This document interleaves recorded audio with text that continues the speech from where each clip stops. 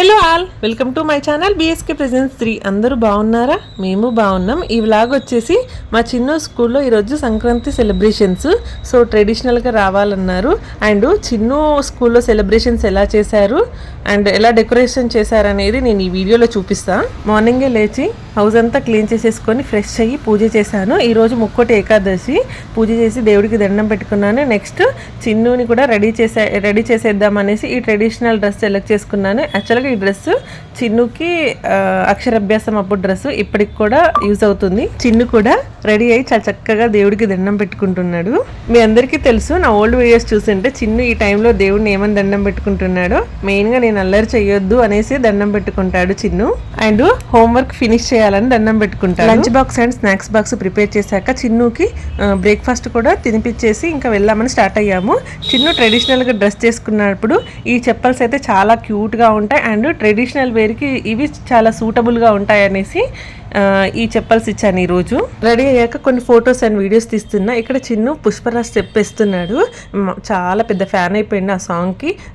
Song వినపడగానే step ఇలా పెట్టేసి Pushparaj dance చేస్తాడు.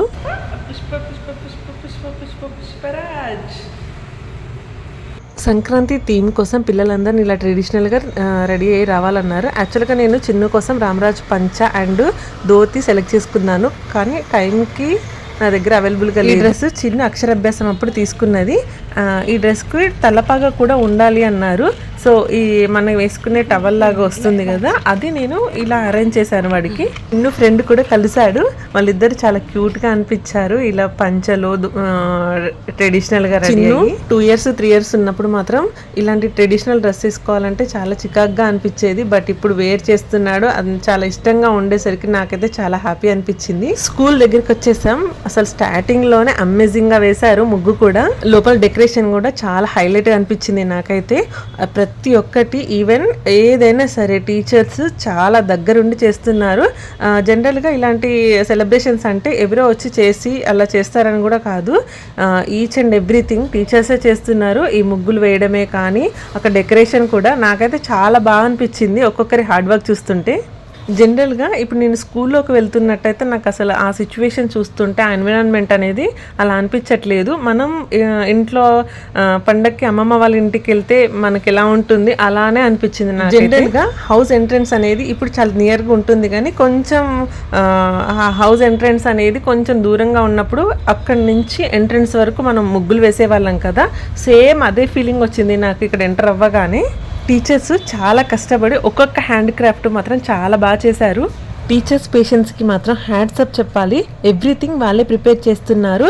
ఏదో చేసామన్నట్టు కూడా కాదు. సంక్రాంతి సెలబ్రేషన్స్ స్కూల్లో చేయాలి, చేస్తే ఒక పని అవుతుంది అన్నట్టు కూడా కాకుండా ఎవ్రీథింగ్ టీచర్స్ ప్రిపేర్ చేస్తున్నారు. ప్రతి ఒక్కరు ఇన్వాల్వ్ అవుతూ అండ్ చాలా బాగా అరేంజ్ చేశారు. ప్రతి క్రాఫ్ట్ చాలా చక్కగా ఉన్నాయి. డెకరేషన్ ఒక థీమ్లో అరేంజ్ చేయాలి అంటే మామూలు విషయం కాదు. అందులోనూ సంక్రాంతి థీమ్ అంటే ఎడ్ల బండి, కోడిపుంజులు, హరిదాసు, భోగి మంటలు, చెరుకు గడలు, కైట్స్, ముగ్గులు, రంగులు చాలా ఉండాలి. పిల్లలందరూ చాలా క్యూట్గా రెడీ అయ్యి వస్తున్నారు. ఒక్కొక్కరు ఒక్కొక్క లుక్లో. నేను చిన్నుని క్లాస్కి వెళ్ళే ముందు కొన్ని పిక్స్ అండ్ వీడియోస్ తీసుకున్నాను.